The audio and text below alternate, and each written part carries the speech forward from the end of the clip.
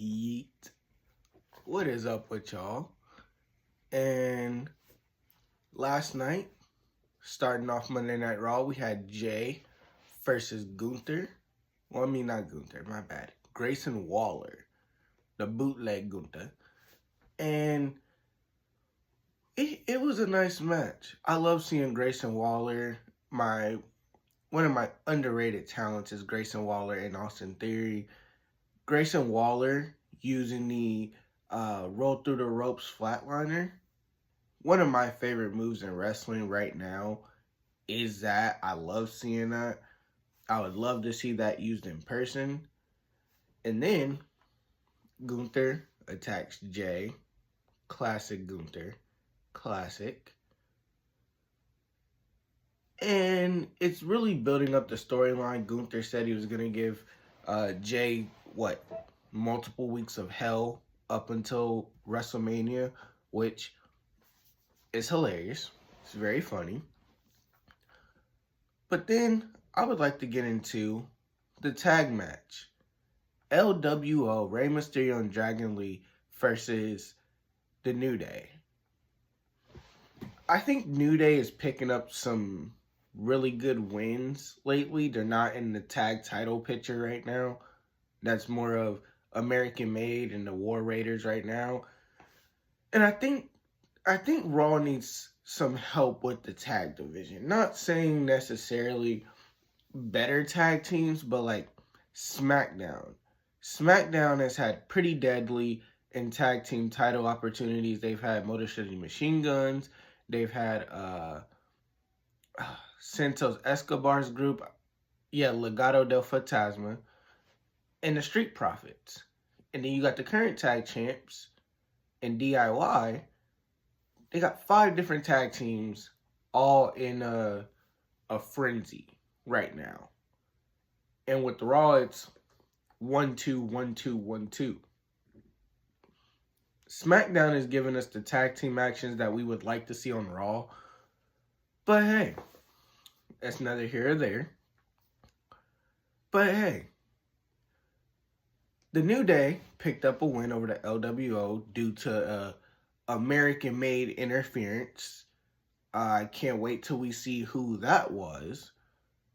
Now, clearly it might have been Chad Gable. Let's just be honest here. It is definitely going to be Chad Gable, and he just framed somebody else for it.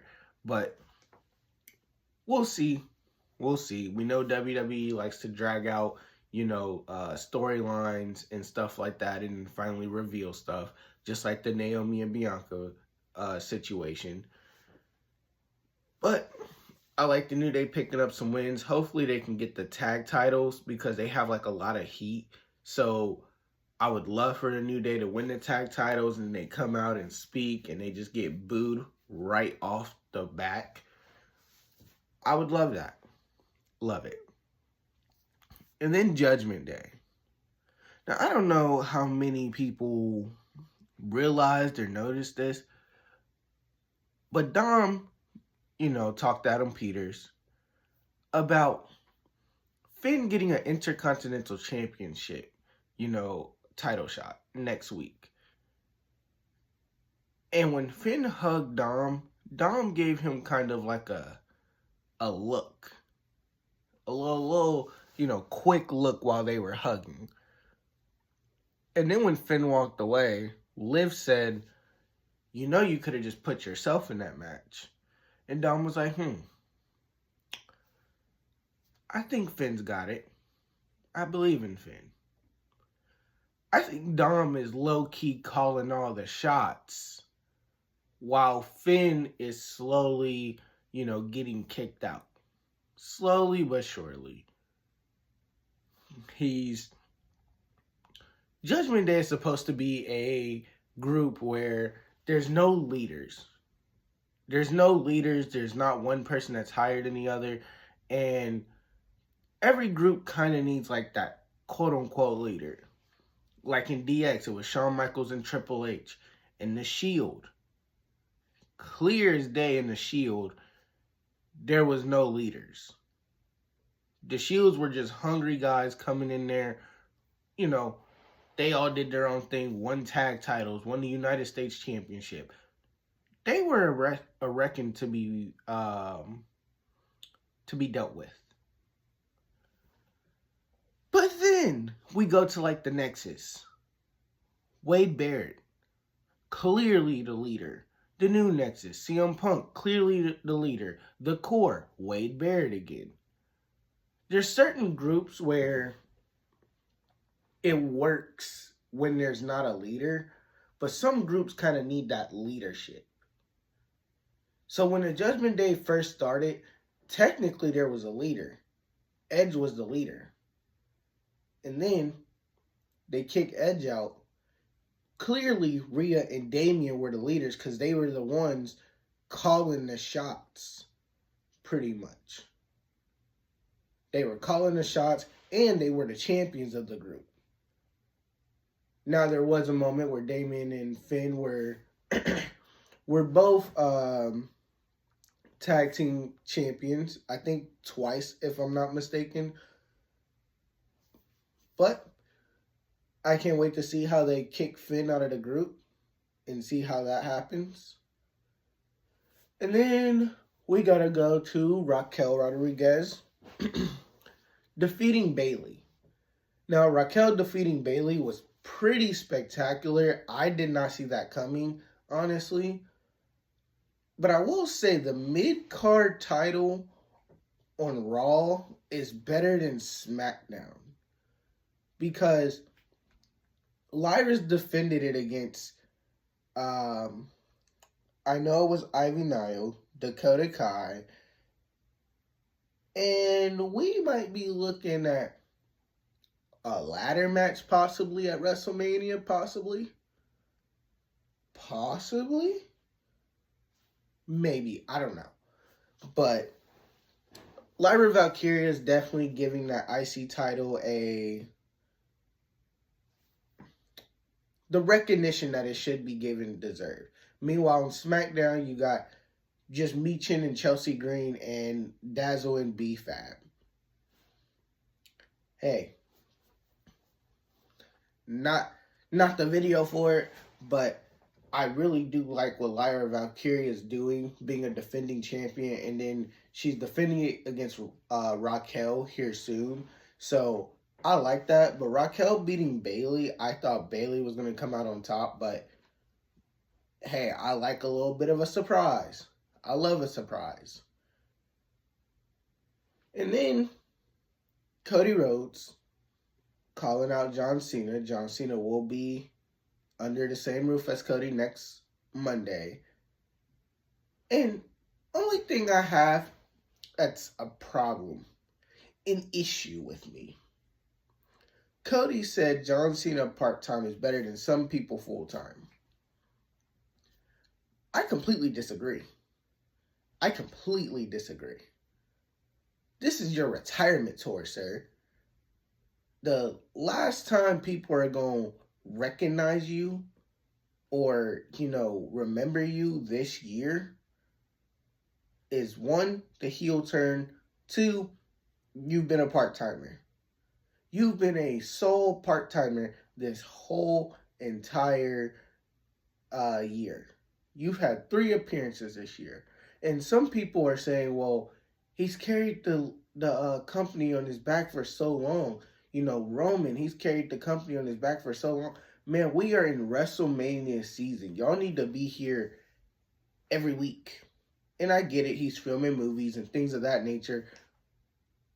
But man, this is WrestleMania season. Cody's got to carry this whole entire storyline by himself because you're filming movies.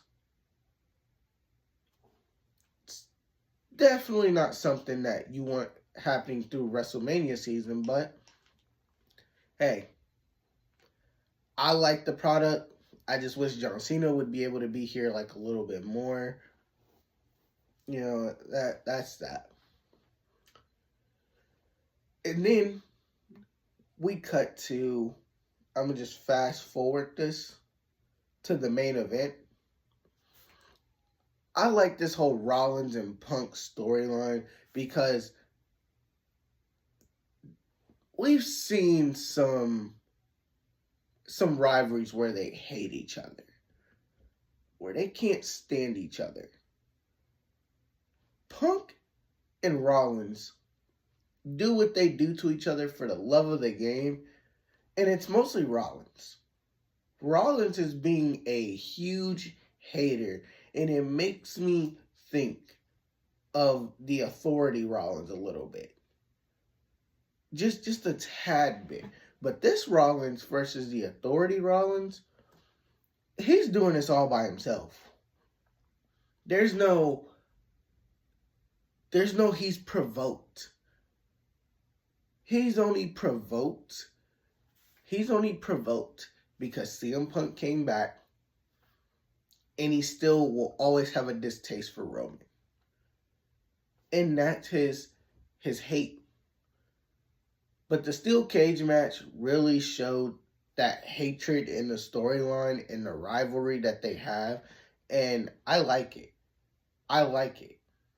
Now, Seth Rollins won in an unnatural fashion, might I add. You know, Roman pulls him out the cage, his feet hit the floor, but Roman was not having it. And he was going to, stomp Rollins' head into the steel steps. But here's my issue. Where was that energy at when Rollins did the same shit to Roman? Where was that same energy? Because that energy was nowhere to be found when Seth ended up stomping Roman's head in. Double foot stomping his head in at the Royal Rumble. And I was there to see that. I was not recording at the time, but I was there to see that, which is crazy. And then Roman, the king of facial expressions, might I add, when they stopped him from going for Rollins, and he looked in that cage and seen Paul Heyman was consulting Punk, that rubbed him the wrong way.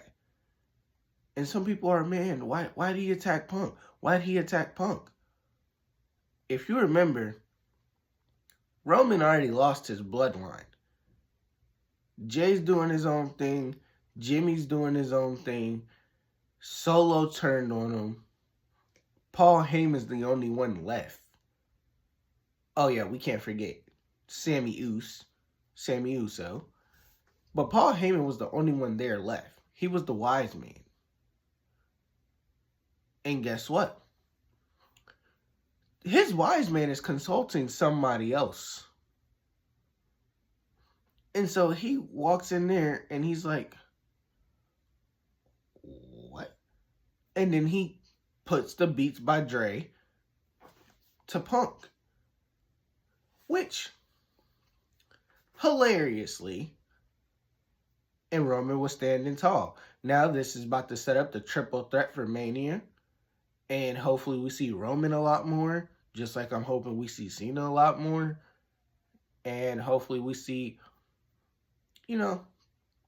for storyline reasons, I hope we see Dwayne Johnson.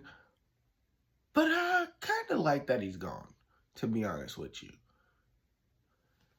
But that is my review of Monday Night Raw. I will be having more wrestling content come out here in the next couple days. I'll probably be going over a couple things that I talked about in this video, like the mid-card titles, the storylines, things of that nature. And I will be keeping up with free agency. I went live last night. I don't know why it's taking forever to upload, but I went live last night and went over some of the free agency moves, which is how I'm going to be pretty much keeping track of free agency is through my live. So please stay with me, subscribe, like, and I will see y'all in the next one. I'm out, y'all.